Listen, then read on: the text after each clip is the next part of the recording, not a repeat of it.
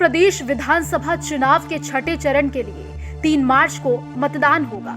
इस चरण में पूर्वी उत्तर प्रदेश के कई सीटों से कई बड़े राजनीतिक चेहरों की साख दांव पर लगी है, जिनमें प्रमुख हैं यूपी के सीएम योगी आदित्यनाथ। इस चरण में 10 जिलों की 57 विधानसभा सीटों पर मतदान होगा।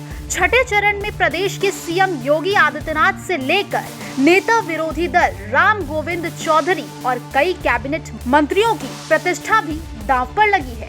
योगी आदित्यनाथ जहां गोरखपुर शहर से पहली बार विधानसभा चुनाव लड़ रहे हैं, तो वहीं विपक्ष ने उनकी तगड़ी घेराबंदी की है। समाजवादी पार्टी ने दिवंगत बीजेपी नेता की पत्नी को उनके खिलाफ मैदान में उतारा है, तो बहुजन समाज पार्टी ने मुस्लिम दांव चला है।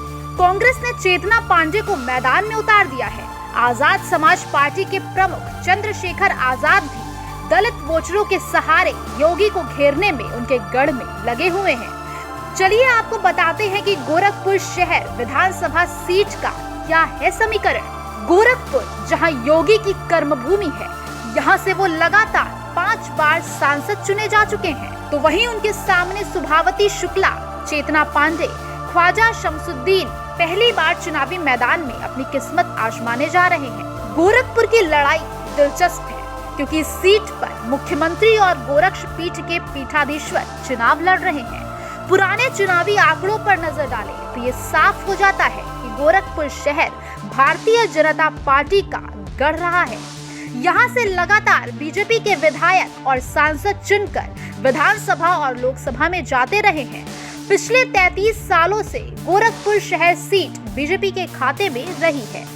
योगी आदित्यनाथ सूबे के मुख्यमंत्री के साथ गोरक्ष पीठ के पीठाधीश्वर भी हैं।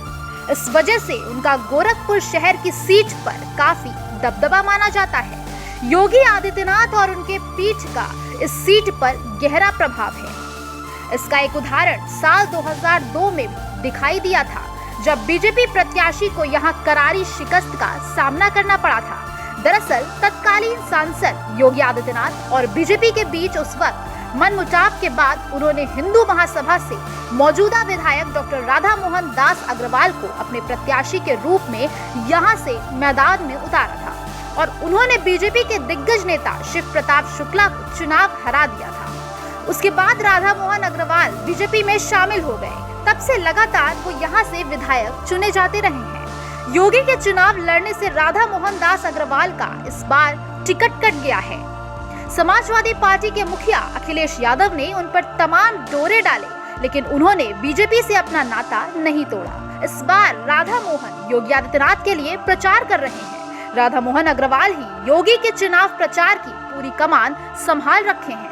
ऐसी ही तमाम अपडेट के लिए जुड़े रहिए न्यूज ट्रैक के साथ। और अगर आपको हमारे वीडियोस पसंद आते हैं तो चैनल को लाइक करिए, सब्सक्राइब करिए, शेयर करिए और साथ ही साथ बेल आइकॉन को दबाना मत भूलिएगा। नमस्कार।